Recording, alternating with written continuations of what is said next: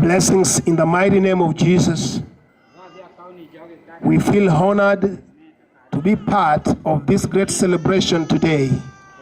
Receive agape greetings from Africa, Kenya. This is Pastor Ishmael Haya, who is the overseer of agape churches in Kenya.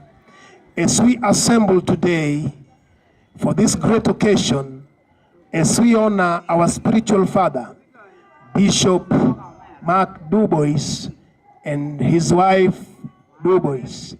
We love you all with the love of God, and we pray that God will shower his grace upon your lives as you being a blessing to many churches, and as you continue raising many sons and daughters in the U.S. and in Africa.